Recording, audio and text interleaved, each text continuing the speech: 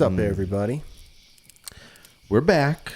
Oscar time. We were graced last night with the presence of our great heroes. I was tempted to watch it, and then I saw some of the red carpet before, and I was like, no. It's like, I don't know, it's probably over 3 hours, maybe 3.5 hours long. Oh my God, what a commitment. Yeah, so... No slapping this year, I heard. Yeah, no slapping. There was a couple slap jokes, and I saw it was a video clip, and they were like, here's Jimmy Kimmel's bit, and just hit the button, and you can hear his joke. And it was like, no. When I was a kid, he had the Man Show on Comedy Central. Yep.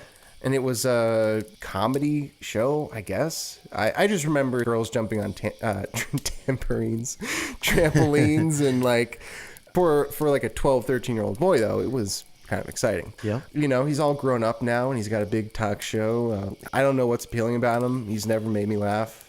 Obviously, if you can't tell, we're not really into the Oscars, so... Hang on to your hats. So, original screenplay writing goes to Everything, Everywhere, All at Once. Spoiler, Everything, Everywhere swept. I think they got like 11 awards or something crazy. Wow. Now I want to watch it even more to see what the hype is about. Yeah, I'm going to rewatch it too. Yeah. So I'll rewatch it. Maybe we'll do a review on that coming up. I think we should, because, I mean, if it's swept, it means someone likes it out there. Yeah. Sometimes I'm just in a mood that doesn't fit the movie I'm watching. Yep. And it just happens. Yeah. So it could be that situation. What was that first category that had Top Gun as one of the... Sound design? Oh, above. Okay. Above. Adapted screenplay. Oh, okay. Women Talking won that one. Visual effects, Avatar, which makes sense. I was surprised to see All Quiet on here because I didn't have the best visual effects. It was okay. It looked good. Yep. Even like, I loved the tank scene, the suspense of it, and the horror of it really was impactful. Oh, yeah. The tanks looked kind of CGI'd and right. They look superimposed on the shot. Exactly. That's what it was. Mm-hmm. It reminded me of the scene at the end of Last Jedi when Luke comes out and he's fighting with all the AT-ATs or. Yep. It reminded me of that. It looked, superimposed is the word for it. Top Gun Maverick for visual effects though. So okay, but with that said, Avatar, it makes sense. They worked on it for like 186 years. So I mean, that when I first saw Avatar 1, that's one of the things that really stuck with me was that like it was unlike anything I'd ever seen. It was in 3D and it was actually a beautiful 3D one of those rare experience. Positive 3D experiences. Exactly. I haven't felt that way about many 3D movies, but that was very enjoyable in 3D. Yeah. Top Gun Maverick won sound? For sound. Yeah. Wow. So production design, All Quiet on the Western Front wins.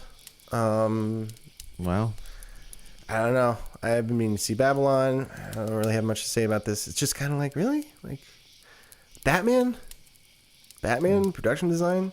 I don't know. That's the first one that comes to my mind. It was kind of amazing production design on that.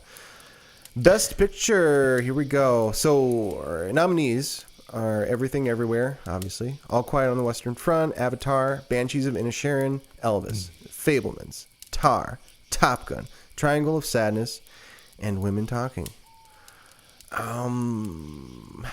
Everything Everywhere All at Once. We're going to do a full-on review about this because I don't really have much to say without really getting into it. And you haven't seen it yet, so I don't know. You can say what you want to say about it. I'll watch it a different time.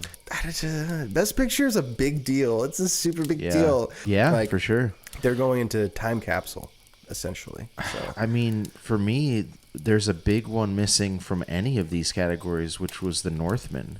I really think that deserves a place on this list over... I mean, Elvis, definitely. You're so that right. shouldn't even be on this shouldn't list. be on. All the different categories, and like Northman is such a good production. I agree. I totally agree. It should just be on this list, even if it's not the winner. I feel like it should have. I would have placed it as the winner, honestly. I haven't seen Banshees yet, so I can't talk about that, or Tar. Original score. This is funny because we loved All Quiet. It was a great movie, but remember my one big criticism about the movie was the crazy bass synth sound? Yeah. So, that's the only song that was in it. Even when you get what you want, it's not exactly what you wanted. It's like, oh, Again, not this category. Northman's not on here. No recognition. It's not even on the list. The Batman score. Come on, it's not even on the list. It's not even on the list. Mm-hmm. And this is Banshees. Love it, but the score was good. It was good. It fit, but it wasn't like it didn't grab me like the Batman. That's another score. thing. Is like if Elvis was that good, why isn't it nominated for music anywhere? Because it wasn't that good. That's a good point. You know what I'm saying? It's a music biopic that got Best Picture nominee, but it's not nominated for original score. That doesn't really make much sense now that you mention it. Makeup and hairstyling, The Whale. Okay. Sure. It's fat suit stuff. It's fine with me. I mean, it does look really. He looks like a really big guy for sure. International feature film, All Quiet wins. Wow, that one did way better than I was expecting. Yeah. Directing, Everything Everywhere All at Once wins. Banshees, Fableman, Tar, Triangles of Sadness were nominated. No Batman? No Northman? I know. Robert Eggers. Sorry. I don't know. I just think, again, Martin McDonagh is brilliant. I think Todd Field is brilliant too. It's not my kind of movie, but I'm not surprised it's on the list. Everything Everywhere. It was a complicated movie for sure. I kind of think of it in the same realm as like Avengers: Infinity War, where you have such a complicated structure thing. And I think there were too many things about the movie that I didn't think meshed well that would make it not the winner. But I don't know why it's down here on the list too. You'd think it would be up top. Costume design, Black Panther, sure. No, whatever. Cinematography, All Quiet on the Western Front. Northman's on the list. Batman's on the list. I mean, honestly, the Pinocchio movie that we recently looked at had better cinematography than All Quiet or Elvis. Yep. I could see that. It's a good point. It did win Best Animation, Animated Film. Okay. Yeah. Oh, there it goes. Yeah. There Animated it is. feature. But it's not. Is it animated? I guess technically it is. Yeah.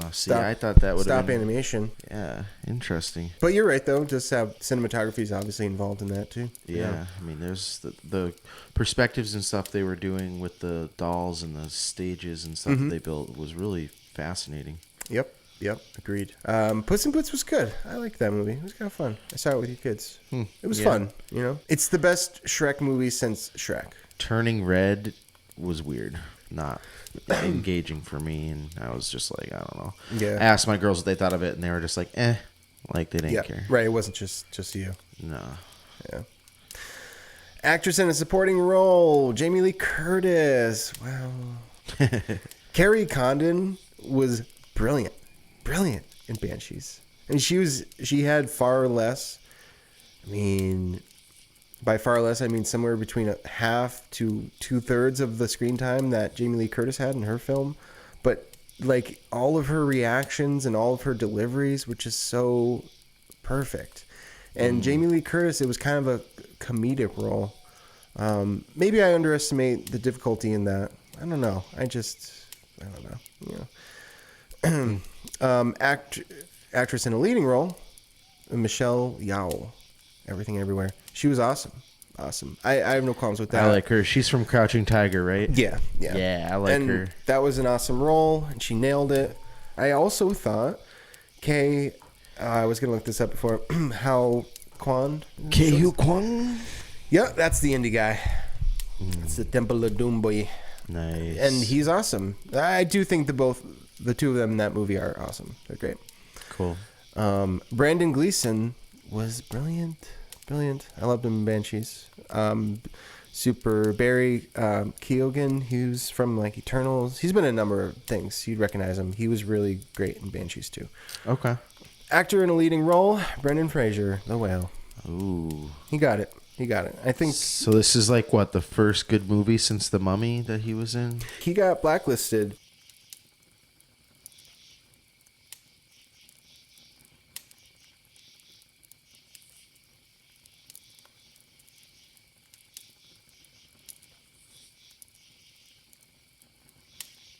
Oscars, take it or leave it. That's our. I'll leave that's it. Our yeah.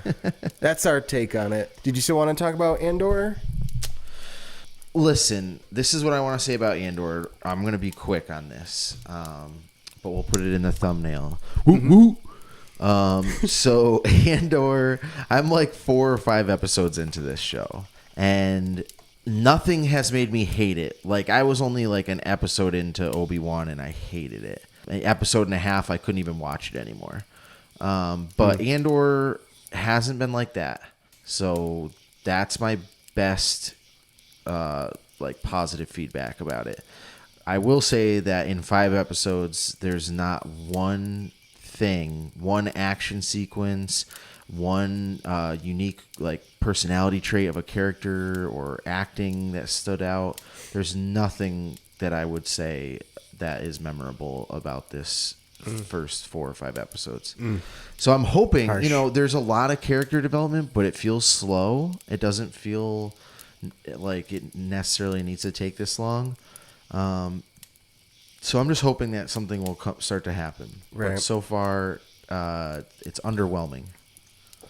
So I'm interested to see where it goes. I'm gonna finish this series or the season at least, and I'll keep You're about you halfway filled in. through, something like that. It must be. I want to say that there's 10 episodes and I've watched 4 or 5. Right. I can't remember, but it was Interesting. definitely 4 at least. And it's like I said, there's just little things are happening, but there's just not enough grabbing me right now that I'm that into it.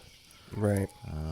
I can really appreciate the slow burn if it builds into something worth the time. Yeah, that's kind of what I'm wondering. Is like, okay, they've made me feel a certain way about a few of these characters. Okay, like again, nothing. I couldn't tell you one scene that really like stuck out to me as like, oh, this was so good, or like made me really care about this character or this thing that's happening. It's just kind of like, oh, this guy's in trouble again. Run away. The bad boy. Again. I don't Okay. know. All right. I'll wait to see what you say about it. We'll see. I watched the first episode and I just felt so apathetic to Star Wars, which was strange. It's a strange feeling to not care about new Star Wars. Yeah, I mean, I'm 4 episodes in and I still don't care. So I don't know. I genuinely want to. I heard some good reviews of this, so I was thinking Bad boy. it would be good. But again, one of the things I don't not like is it's not tying itself to any previous Star Wars stuff that I'm thinking of. Like, it's kind of doing its own thing. So I'm hoping that works out. Damn. Yeah, we'll see. I mean, maybe it's going to be like what you're seeing in this preview right now is more action than I've really seen in the show yet. Okay. So it must be coming up. There's really not much action so far. It's been pretty minimal. Yeah. I want Alright. some cool stuff. We'll see. But okay. Bye-bye. And until next time, use your head.